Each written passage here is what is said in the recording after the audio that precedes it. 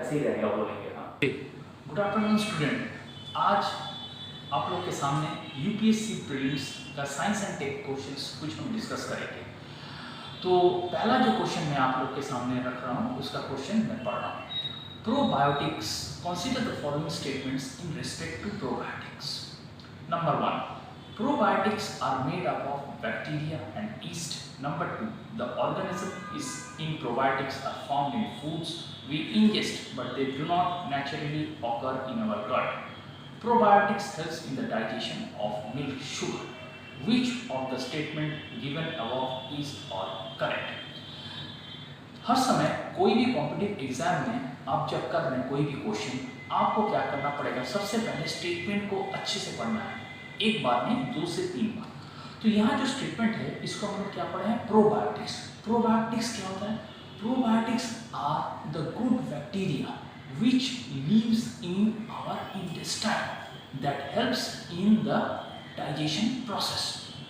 सो probiotics किससे बनते हैं? बैक्टीरिया और ईस्ट। बैक्टीरिया और ईस्ट, बैक्टीरिया क्या है? एक माइक्रो ऑर्गेनिज्म है।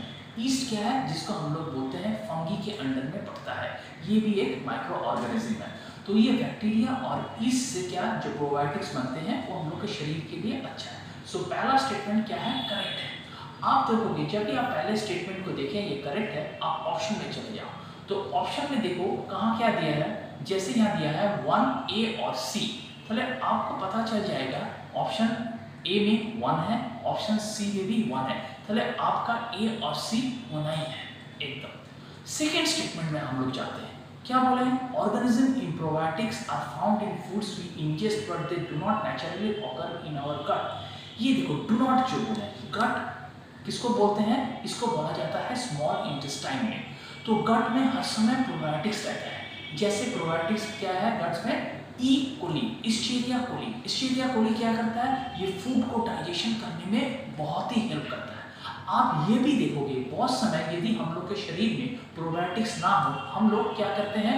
डॉक्टर के पास भी हम लोग जाते हैं, कभी हम लोग बीमार पड़ गए, कभी हम लोग का बुखार आ गया, at that time you will be find the doctors give you some type of probiotics to give you much more energy which you require to fight the disease. So question number 2, statement number 2 which is given in this question is also wrong because they do not naturally occurring in the gut, ये भी गलती है। तो 2 number options भी आपका गलत हो गया। तो इससे आपको क्या होता है? ऑप्शन नंबर बी और डी को आप एलिमिनेट करते हैं, तो आपका रह गया क्या? ए और सी।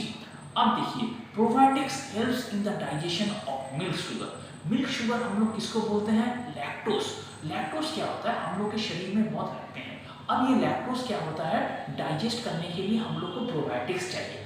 तो प्रोबायोटिक्स क्या करता है? ये मिल्क शुगर को क्या कर देता है? तोड़ देता है। It breaks the milk sugar and that milk sugar will helps और aid in your body metabolism. That means options number 1 and the statement number 3 both are correct. So 1 and 3 are correct, means it is related to option number C, which is the correct answer. Next question.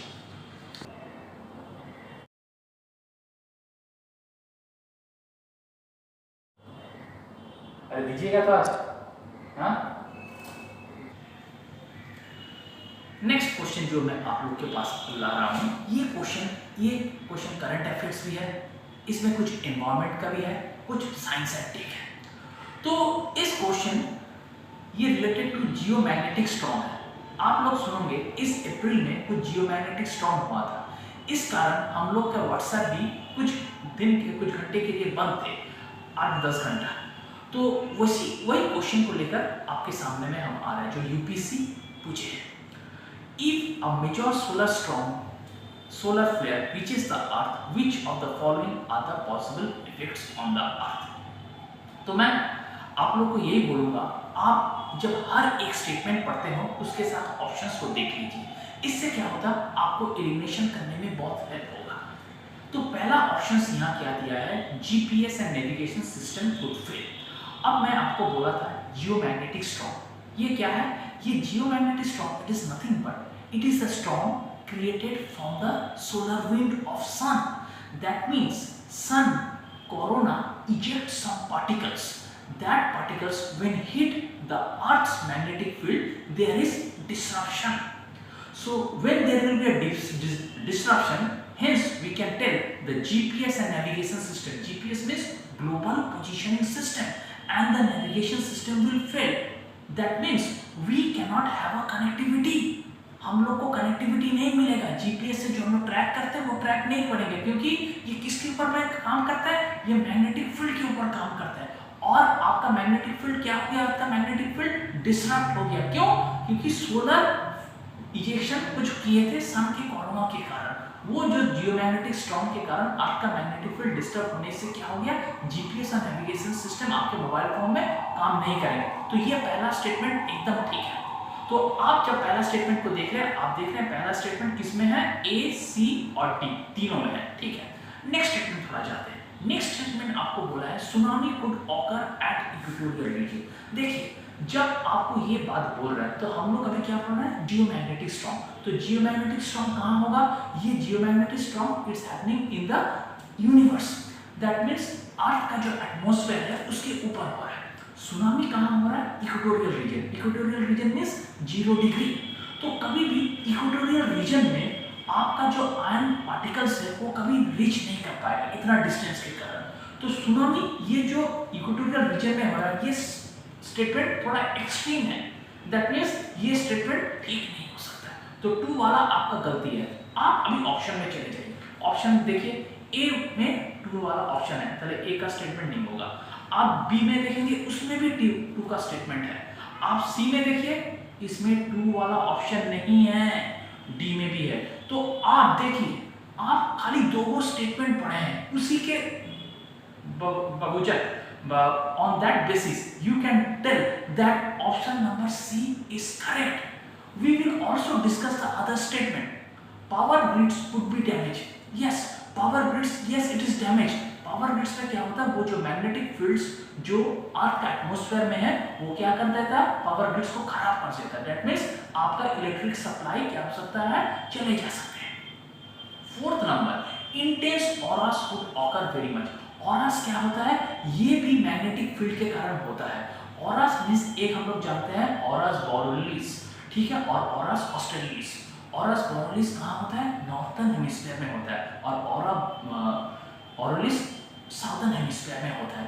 ऑरेलिस का मतलब क्या होता है, आपका आकाश में आप रंगीन लगेगा। That means your the current with the different types of particles will be there. So auras किस लिए होता है, जियोमैग्नेटिक स्टॉर्म के कारण ऑरास का इफेक्ट हम लोग मिलते हैं। ये भी स्टेटमेंट करेक्ट है। 5वां बोला है forest fires could take place over much of the planet. देखिए, फॉरेस्ट फायर के साथ जियोमैग्नेटिक स्टॉर्म कोई रिलेटेड नहीं है, क्योंकि मैं हम बोल रहे हैं फॉरेस्ट फायर किस लिए होता है, गर्मी जब ज्यादा हो जाता है। तो ये स्टेटमेंट क्या है, कोई वेग है, एक्सट्रीम है।